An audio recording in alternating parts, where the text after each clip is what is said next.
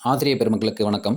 உச்சநீதிமன்றத்தில் வெளியிடப்பட்ட தீர்ப்பின்படி 29/7/2011 அதற்கு முன்பு ஆசிரியர் பணியில் சேர்ந்தவர்கள், குறிப்பாக 1 முதல் 8ஆம் வகுப்பு வரை கட்டாய கல்வி உரிமைச் சட்டம் இதன் அடிப்படையில் இந்த 1ஆம் வகுப்பு முதல் 8ஆம் வகுப்பு வரை ஆசிரியர் பணியில் சேர்ந்தவர்கள் நிச்சயம் ஆசிரியர் தகுதி தேர்வில் தேர்ச்சி பெற்றிருக்க வேண்டும் அப்படின்னு சொல்லிட்டு ஒரு தீர்ப்பை உச்சநீதிமன்றம் கொடுத்துருக்கு.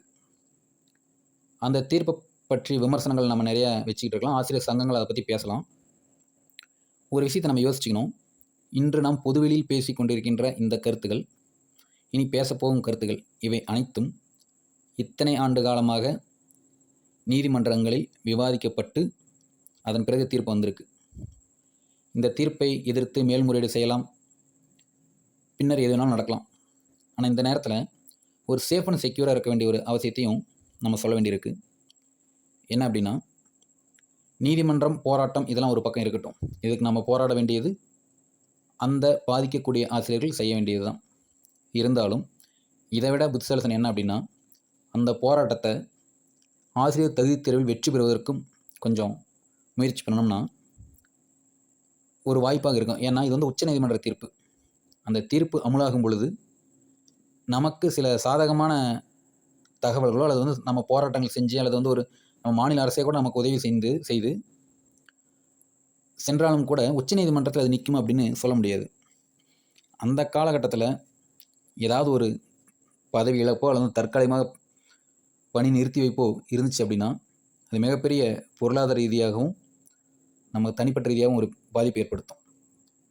அதனால் ஒரு பொதுவான கருத்து என்ன அப்படின்னா, இந்த நிகழ்வுகள் தனியாக இருக்கட்டும். நாம் ஒரு ஆசிரியராக இருக்கிற நமக்கு கூடுதல் பலுவாக இந்த ஆசிரியர் தகுதி தேர்வை தேர்ச்சி பெற வேண்டிய கட்டாயத்தில் இன்று இருக்க சூழ்நிலை இருக்குது. எனவே இந்த தீர்ப்பின் அடிப்படையில் நிச்சயமாக இந்த வரும் ஆசிரியர் தகுதி தேர்வும் நடக்கும். அடுத்த ஆண்டு ஆசிரியர் தகுதி தேர்வு நடக்கிறதுக்கும் வாய்ப்பு இருக்குது. ஏன்னா 2 ஆண்டுகளுக்குள் அவர்களும் தேர்ச்சி பெறணும் அப்படிங்கிறது உச்சநீதிமன்ற தீர்ப்பு. இதற்காக 2 வருஷம் 3 வருஷம் கழித்து ஆசிரியர் தகுதி தேர்வு நடத்துறதுனால அந்த தீர்ப்பு மதிக்காத மாதிரி ஆயிரும். ஆனால் நிச்சயமாக அடுத்த வருஷம் ஆசிரியர் தகுதி தேர்வு இருக்கும். என்னோட தனிப்பட்ட கருத்து என்ன அப்படின்னா, வரும் தேர்வுகளுக்கே முடிந்த வரைக்கும் இந்த எந்தெந்த கேட்டகரியில் இருக்கிற ஆசிரியர்கள் பாதிக்கப்படக்கூடும் அப்படின்னு நினச்சிங்க அப்படின்னா, வரும் ஆசிரியர் தகுதி தேர்வுக்கு நீங்கள் அப்ளை பண்ணலாம். அதற்காக ஆசிரியர் தேர்வு வாரியம் கால நீட்டிப்பு தருமா அப்படின்னு தெரியல. கொடுத்தா அது சந்தோஷம்தான். இன்னும் ஆசிரியர் தேர்வு வாரியம் இதை குறித்து இதை பற்றி விவாதிச்சுக்கிட்டு இருப்பாங்க. வேறு ஏதாவது ஒரு நடைமுறைகளை வெளியிடலாம்.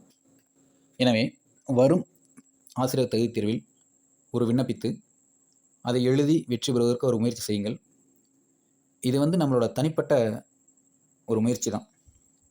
ஒருவேளை இதில் நாம் வெற்றி பெற்று ஒரு 82 மதிப்பெண்கள் எடுத்து வச்சிட்டோம் அப்படின்னா, பின்னர் வரும் பாதிப்புகள் கொஞ்சம் சமாளிக்கிற மாதிரி இருக்கும். இது என்னோட வேண்டுதல். எனவே நம்மளோட கருத்துகளோ அல்லது பகிர்வுகளோ எப்படி வேணாலும் இருந்துட்டு போட்டோம்.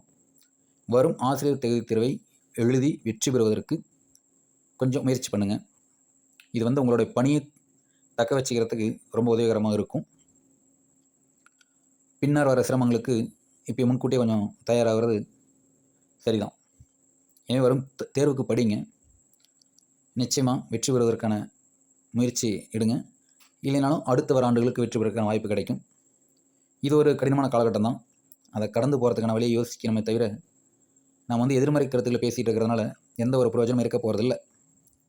ஏன்னா உச்சநீதிமன்றத்தில் இதை பற்றி ஏகப்பட்ட விவாதங்கள் நடந்திருக்கு.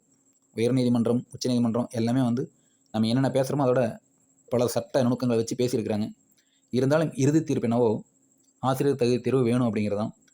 இன்னும் சொல்லப்போனால் இது நாள் வரைக்கும் எதிர்பாராத ஒரு செய்தி இன்றைக்கி உச்சநீதிமன்றம் கொடுத்துருக்கு அப்படின்னா அதனுடைய வீரியத்தை முதல்ல நீங்கள் புரிஞ்சுக்கங்க. அது என்ன செய்தி அப்படிங்கிறது என்னென்னா, பதவி உயர்வு சம்மந்தப்பட்ட வழக்கு தான் இது. அந்த பதவி உயர்வு கூட இவர்கள் கூடுதல் கருத்தாக உச்சநீதிமன்றம் சொல்லியிருக்கிற கருத்து என்ன அப்படின்னா, ஆசிரியர் தகுதி தேர்வு இல்லாதவர்கள் தேர்ச்சி, அதாவது பதவி உயர்வுக்கு மட்டும் கிடையாது, பணியில் தொடர்வதற்கு கூட வாய்ப்பு குறைவு, அவர்கள் கட்டாய ஓய்வுக்கு செல்லலாம் அப்படிங்கிற மாதிரி சொல்லியிருக்காங்க. அப்போ இந்த வழக்கோட வீரியத்தை கொஞ்சம் உணர்ந்து நிச்சயமாக ஆசிரியர்களால் வெற்றி பெற முடியும். எனவே கொஞ்சம் மாறுபட்ட கருத்து இருந்தாலும் இந்த ஒரு வாய்ப்பையும் பயன்படுத்தி நீங்கள் தேர்ச்சி பெற்று வச்சுக்கிட்டீங்க அப்படின்னா நிச்சயமாக வருங்காலத்தில் ஒரு பிரச்சனை இல்லாமல் இருக்கும். எனவே படிங்க. படிக்கிறதுக்கான சிலபஸ்லேருந்து எல்லாமே உங்களுக்கு தெரியும். இல்லைன்னு மேலே தெரிஞ்சுக்கங்க. நம்ம சேனலில் வந்து previous year question paper analysis அது போட போகிறோம். அது எதற்காக அப்படின்னா, கேள்விகள் எந்த தரத்தில் கேட்குறாங்க அப்படிங்கிறது தெரிஞ்சுக்கிட்டு புத்தகங்களை நீங்கள் அணுகும் பொழுது எந்தெந்த இடத்துல கொக்கி போட்டு கேள்வி எடுக்கிறாங்கன்னா, ஆசிரியர் தகுதி தேர்வுங்கிறது மிகவும் கடினமான தேர்வு அப்படிங்கிறது தெரியும். ஏன்னா பாஸ் பர்சன்டேஜ் ரேஷியோ வந்து ஏற்கனவே நடந்த தேர்வுகள் நம்ம பார்த்துருக்குறோம். இன்னமும் வல்லுநர்கள் அறிக்கை என்ன சொல்கிறாங்க அப்படின்னா, ஆசிரியர் தகுதி தேர்வை இன்னும் கடினமாக்க வேண்டும் அப்படிங்கிறாங்க.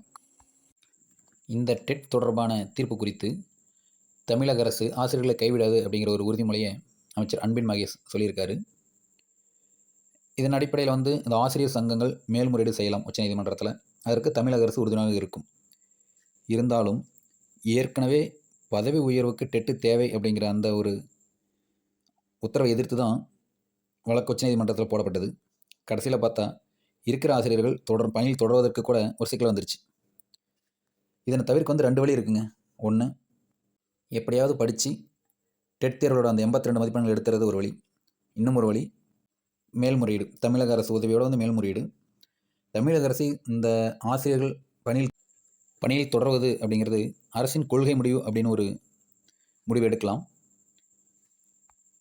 அல்லது வந்து இதே நேரத்தில் வந்து சிறப்பு தேர்வை வைத்து அதற்கு படிக்கலாம். அல்லது சிலபஸ் வந்து கொஞ்சம் ரெடியூஸ் பண்ணலாம். இருந்தாலும் இதற்கெல்லாம் உச்சநீதிமன்றத்தில் எத்தகைய ஒரு பதில் கிடைக்கும் அப்படின்னு தெரியல. தீர்ப்பு எப்படி வரும் அப்படின்னு தெரியல. ஏற்கனவே பார்த்தோம்னா தேசிய கல்விக் கொள்கை தொடர்பாக மத்திய அரசுக்கும் மாநில அரசுக்கும் இடையான மோதல் போக்கு இருக்குது. நீட் அப்படிங்கிற மாதிரி டெட்டை வந்து தமிழக அரசு மத்திய அரசுக்கு வந்து அழுத்தம் தர மாதிரி தெரியல. அதுக்கான வாய்ப்புகள் குறைவாகவே இருக்குது.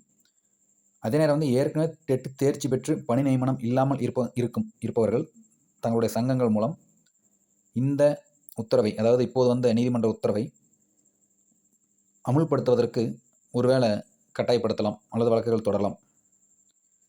இது வந்து ஒரு எதிர்பார்ப்பு தான். ஏன்னா நாங்கள் வந்து முறைப்படி டெட் எழுதி நாங்கள் பாஸ் பண்ணியிருக்கோம். உச்சநீதிமன்றமும் அதை வந்து உறுதி பண்ணியிருக்கு. இந்தந்த பணியில் தொடர்வதற்கு டெட் தேர்வு கட்டாயம் என்பதை வந்து உச்சநீதிமன்றம் உறுதிப்படுத்தியிருக்கு. அதனால் எங்களுக்கு வந்து பணி வாய்ப்பு கொடுங்க அப்படின்னு சொல்லலாம். இது வந்து ஒரு எதிர்பார்ப்பு தான். ஏன்னா எப்படி வேணாலும் நடக்கலாம், நடக்காமல் கூட போகலாம். ஆனால் எப்படி வேணாலும் நடக்கலாங்கிற ஒரு எதிர்பார்ப்பு தானே. அதே நேரத்தில் உச்சநீதிமன்றம் ஆண்டுக்கு 2 முறை டெட் தேர்வு நடத்த வேண்டும் அப்படிங்கிற அந்த கட்டாய கல்வி உரிமை சட்டத்தில் இருக்கிற அந்த விதிமுறைகளை மாநில அரசு பின்பற்றவில்லை அப்படிங்கிற ஒரு கருத்து உச்சநீதிமன்றத்தில் ஏற்கனவே இருக்குது. ஒருவேளை இந்த கருத்தின் அடிப்படையில் தான் இவ்வளோ ஒரு கடுமையான தீர்ப்பை வழங்குச்சு அப்படிங்கிறது கூட யோசித்து பார்க்குற மாதிரி இருக்குது. ஏன்னா இப்படியாவது தேர்வு நடத்தி ஆசிரியர்களை தக்க வைத்துக் கொள்வார்களோ அப்படின்னு. இது எல்லாமே வந்து ஒரு எதிர்பார்ப்பு, என்னோட தனிப்பட்ட ஒரு எண்ணம் தான். இதற்கான எந்த ஒரு வெளியீடும் இல்லை.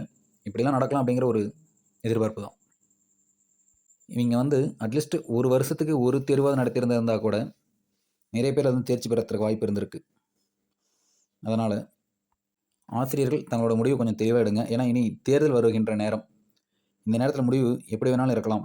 அதனால் எந்த ஒரு முடிவாக இருந்தாலும் அதை பணியில் இருக்கிற ஆசிரியர்களுக்கு பாதிப்பு ஏற்படுத்தக்கூடாது. எனவே உள்ள பணியில் உள்ள ஆசிரியர்கள் தேர்வு எழுதுறது, அதாவது இந்த 2 ஆப்ஷனில் ஒரு ஆப்ஷன் தேர்வு எழுதுறது, இன்னொரு ஆப்ஷன் வந்து மேல்முறையீடு. 2வது ஆப்ஷன் வந்து நீங்கள் 2வதாக வச்சுங்க. முதல் ஆப்ஷன் அப்படிங்கிற அந்த தேர்வு எழுதுவதற்கு முயற்சி பண்ணுங்கள். நிச்சயமாக கொஞ்சம் எஃபோர்ட் போட்டிங்க அப்படின்னா வெற்றி பெறுவதற்கு நிறைய வாய்ப்பு இருக்குது.